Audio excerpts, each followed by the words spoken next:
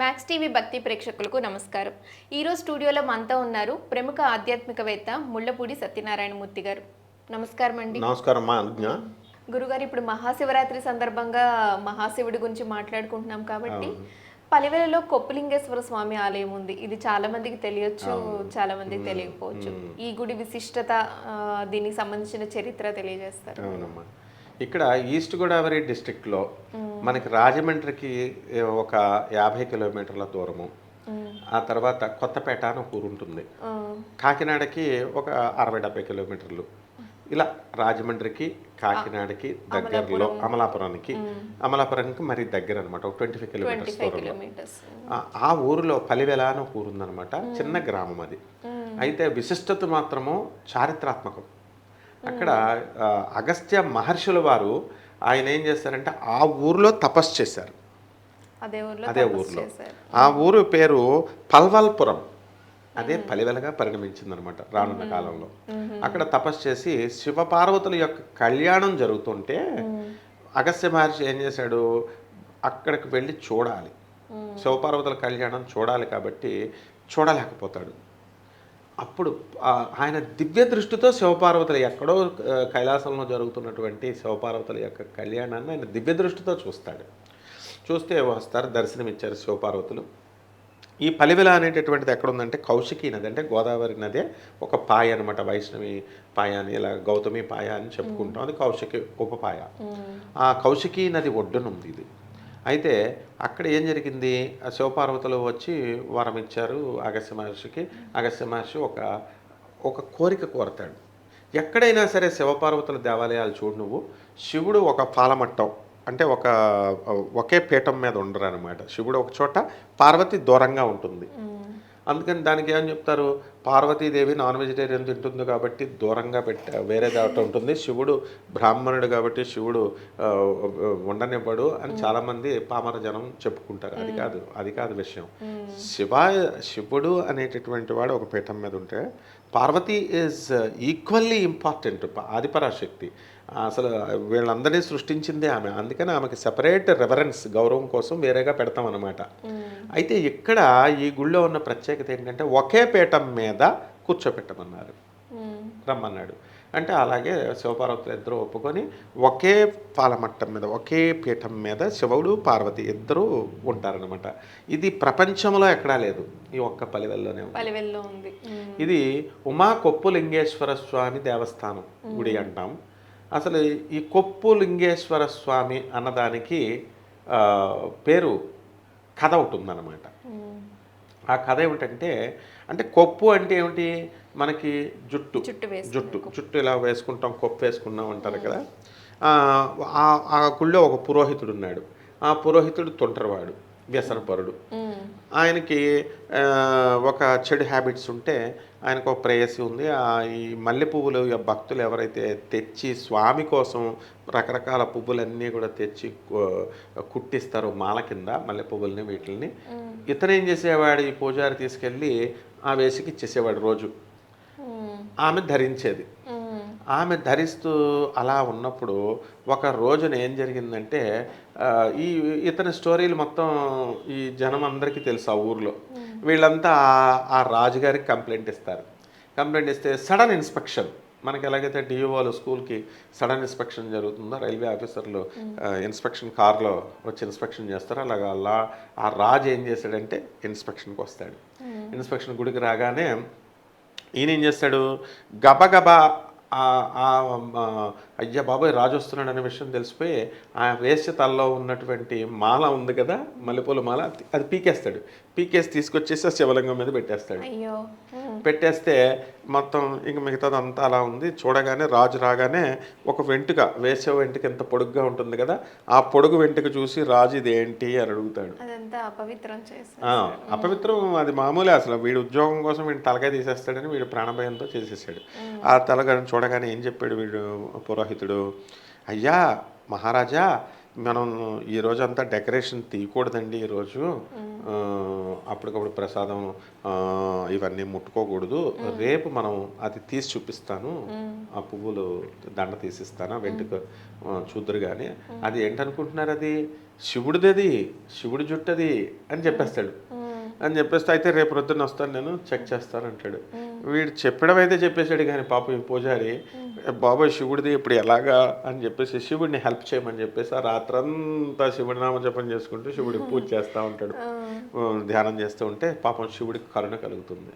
ఎవరు ఎన్ని తప్పులు చేసినా, సంతానం ఎన్ని తప్పులు చేసినా తల్లి తండ్రి ఎలా అయితే క్షమిస్తారు, వాళ్ళ పిల్లల్ని సపోర్ట్ చేస్తారు ఆ విధంగా, బట్ అన్ వన్ కండిషన్, మళ్ళీ మారాలి. మారకపోతే తల్లి తండ్రి హెల్ప్ చేయరు, కొడతారు కదా, గారం చేస్తారు. అప్పులు చేసేసాను 15 లక్షలని కొడుకు చెప్తాడు. చెప్తే పోన్లే అని చెప్పేసి ఆ 15 లక్షల అప్పు తీరుస్తానంటాడు తల్లిదండ్రులు, కానీ నెక్స్ట్ టైం చేయకంటాడు. అలాగా పరమేశ్వరుడు ఏం చేస్తాడంటే ఓకే అని ఆ మర్నాడు కొప్పుతో శివలింగం మీద నిజంగానే జుట్టుంది. అయితే రాజుని పీక్కోమంటే, రాజుని టెస్ట్ చేసుకోమంటే రాజు ఏం చేస్తాడు, ఈ వెంట్రుకని ఇలా లాగుతాడు. అది జుట్టు ఉంది కదా, జుట్టు శివలింగం జుట్టు చూడగానే ఇలా లాగ్గానే రక్తం వస్తుంది అక్కడ. ఈ లోపల శివుడు ఈ రాజు కళ్ళు పోతాయి. కళ్ళు పోతే క్షమాపణ చెప్పమని చెప్పుకొని పరమేశ్వరుని ప్రార్థించగానే కళ్ళు ఇస్తాడు. అప్పుడు చూడగానే బ్లడ్ అది వచ్చింది కదా, కేవలం మన జుట్టు ఎలాగైతే లాగుతాము, గట్టిగా లాగుతాము అట్లా అది చూసి ఆ రోజు నుంచి కొప్పుతో ఉన్న శివలింగం కాబట్టి కొప్పేశ్వర స్వామి అని పేరు వచ్చింది. అక్కడ పార్వతీదేవి ఉమా రూపంలో ఉంటుంది.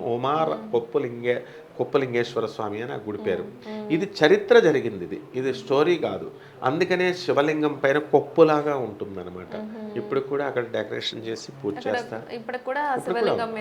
కొప్పు ఉంటుంది. అంటే అప్పుడు ఎలా ఉంటుందంటే ఆ శివలింగం పైనే రాతిలాగా కొప్పులాగా ఉంటుంది. దీస్ ఆర్ ఆల్ ఇప్పుడు వెంట్రుకలు అనేటటువంటివి పోతాయి కదా కొంతకాలానికి, యుగాల నుంచి, ఇది కృతయుగంలో జరిగిన స్టోరీ ఇది. కాబట్టి అది ఎలా ఉంటాయంటే స్వయం వ్యక్త లింగం అంటే దానంతగా అది వచ్చింది. అండ్ వీ షుడ్ బిలీవ్, నమ్మాలి, అది విశ్వాసం, చరిత్ర అది. అండ్ అంతేగాని ఎపిక్స్, పురాణాలు, ఏవో కట్టుకథలు అట్లాంటివి కాదు.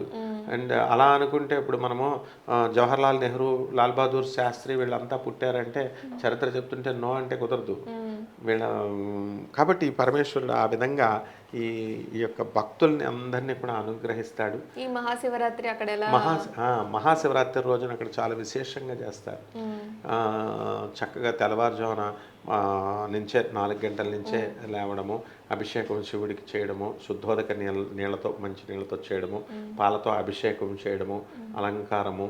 ఆ తర్వాత ఈ శివరాత్రి రోజున స్పెషాలిటీ ఏమిటంటే మిగతా రోజుల్లో శివుడి అభిషేకం 12 గంటలతో స్టాపు, 11 గంటలతో స్టాపు అని కొన్ని నిబంధనలు పెట్టుకుంటారు దేవాలయం. మధ్యాహ్నం మాటలు అలా సాయంత్రం మాటలు చేయరుగా.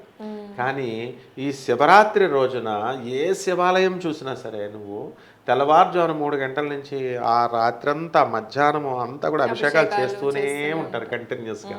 దీన్ని బట్టి మనకి ఏమర్థమవుతుంది, దేవుణ్ణి ఎప్పుడైనా పూజ చేయొచ్చు అని. అయితే మనము కొన్ని దేవాలయాలలో సాయంత్రాలు చేస్తారు ప్రదోష సమయాల్లో, మిగతా రోజుల్లో, శివరాత్రి కాకుండా. అదే చాలామంది మనం ఇళ్లలో చేసేవాళ్ళు మార్నింగే చేయాలి, సాయంత్రం చేయకూడదు అని వచ్చిన వాళ్ళు అడ్వైజులు ఇస్తూ ఉంటారు చేసుకునే వాళ్ళకి.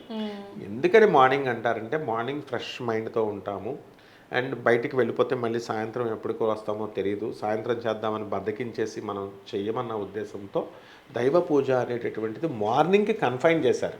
అంతేగాని మార్నింగే చేయాలని ఏం రూల్ లేదు. God can be respected like parents, మన మదర్ని, మన ఫాదర్ని. ఎందుకంటే అస్తమాను ప్రతిసారి ఎందుకు చెప్తానంటే తల్లిని తండ్రిని మన ఇంట్లో నువ్వు స్నానం చేయకుండా కాఫీ ఇస్తావు మీ మదర్కి, తీసుకుంటారు. అంతేగాని నువ్వు స్నానం చేయకుండా ఇచ్చావేంటి అని అనరు. ఆ తర్వాత కూర్చొని నేను స్నానం చేసిన తర్వాత అప్పుడు మాత్రమే నువ్వు వస్త్రాన్ని ఇవ్వాలి, ఆమె స్నానం చేసిన తర్వాత పువ్వులు వస్త్రంకు ముందు ఇవ్వాలి, ఆ పువ్వులు కాకుండా ఇప్పుడు తల్ల పెట్టుకో అమ్మా అని చెప్పేసి పువ్వులు ఇస్తావు. నేను బట్టలు పెట్టిన తర్వాత బట్టలు కట్టుకున్న తర్వాతే పువ్వులు ఇవ్వాలి అని అనే ఉండదు. జడ వేసుకుంటే రెడీగా నువ్వు పువ్వులు ఇస్తే పువ్వు పెట్టుకుంటారు, చీర ఇస్తే చీర కట్టుకుంటారు. So there is no order అన్నమాట. అందుకని అమ్మ శ్రద్ధ, భక్తి కావాలి. ఈ విధంగా ఈ కొప్పేశ్వర స్వామి దేవాలయంలో చక్కగా ఈ శివరాత్రి రోజున అభిషేకాలు, పూజలు బిల్వపత్రితో లక్షార్చన, లక్ష పూజ, లక్ష బిల్వార్చన అంటాం. పల్లెటూరులో మారేడు చెట్లు పుష్కలంగా ఉంటాయి కదా, కోటి బిల్వార్చన అంటాం. మా చిన్నతనం నుంచి మేము చూస్తూ ఉంటాం, బికాస్ రాజమండ్రి మా నేటివ్ ప్లేస్ కాబట్టి. అక్కడే కాదు, అన్ని శివాలయాలు వెళ్తూ ఉంటాం కదా మా గురువులంతా కూడా. లక్ష బిల్వార్చన, కోటి బిల్వార్చన ఆ మారేడు చెట్టు నుంచి చెట్టు తెచ్చి స్టోర్ చేస్తాం. అయితే ఓం నమ శివాయ మంత్రంతో పూజ చేస్తాము, భక్తులందరి చేత చేయిస్తారు. ఇవన్నీ శివలింగం మీద వేస్తారు. బెల్వ వృక్షానికి ఈ మారేడాకుకు ఒక వింత ఉంది, ఒక స్పెషల్ క్వాలిటీ ఉంది. ఇప్పుడు మామూలుగా ఏదైనా పువ్వు మనము పూజ చేస్తామనుకో, ఆకు కానీ పువ్వు కానీ ఒక ట్రిప్పే పూజ చేస్తాం శివుడికి. ఆ తర్వాత మళ్ళీ అది తీసేస్తాం, మాలిన్యం అని చెప్పేసి అది మర్నాడు తీసేసి పడేస్తాం. అలా తీయకపోతే ఆ శివలింగం, ఆ యొక్క దేవుడికి, శివలింగం అవని ఏ దేవుడికైనా నొప్పులు వస్తాయి అని పామరజన భాషలో చెప్తాం. నొప్పులు వస్తాయి అంటే దేవుడు అంటే ఒక విగ్రహంలో మనిషిలాగా ఊహించుకుంటారనమాట. అందుకని ఒళ్ళు నొప్పులు వస్తాయి కదా అని అంటాం అనమాట. కానీ మారేడాకుకు ఉన్నటువంటి క్వాలిటీ ఏంటంటే, నువ్వు 3 రోజుల దాకా పూజ చేయొచ్చు. ఫ్రిడ్జ్లో దాచిదాన్ని ఇప్పుడు ఒకసారి పూజ చేసావు, దాన్ని మళ్ళీ వాటర్లో కడిగి మళ్ళీ యూజ్ చేయొచ్చు. అంటే రీసైక్లింగ్ అనమాట, రీయూజ్ చేయొచ్చు. అలా ఎన్ని రోజుల వరకు చేయొచ్చు? త్రిదళం అని 3 ఆకులు ఉంటాయి. 3 ఆకులు కలిపి ఒకే కొమ్మకి, ఒకే స్టెమ్కి ఉంటుంది కాబట్టి 3 రోజుల పాటు ఈ యొక్క ఆకుని మళ్ళీ తిరిగి పూజకి ఉపయోగించవచ్చు అనమాట. ఆ విధంగా కనుక చేస్తే పరమేశ్వరుడికి మనకి ఇదివ్వు అదివ్వు అని మనం అడగక్కర్లేదు. ఇహపర సుఖాలు ఆయనే ఇస్తాడు మనకి. నాకు కారు ఇవ్వు, నాకు బిల్డింగ్ ఇవ్వు, నాకు భార్యనివ్వు, తన భక్తులకి ఏదైతే అవసరమో ఖచ్చితంగా ఇచ్చేస్తాడు, అందులో డౌటే లేదు.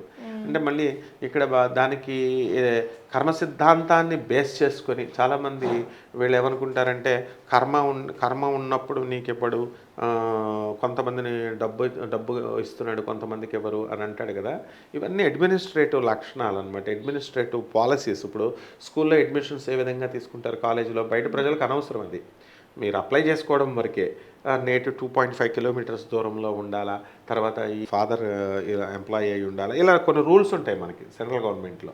ఆ విధంగా అడ్మినిస్ట్రేషన్ గ్రౌండ్స్లో పరమేశ్వరుడు ఏం చేస్తాడంటే, మన కర్మను చూసి నెక్స్ట్ జన్మలో మనకి ఏమొస్తుంది, ఈ జన్మలో మనం ఏమి ఇవ్వాలి చెప్పి ప్రపోర్షనేట్గా మనిషికి, అంటే ఎవరికి ఎంత ఇవ్వాలో అంత ఖచ్చితంగా మనం అడగకుండా ఇస్తాడు.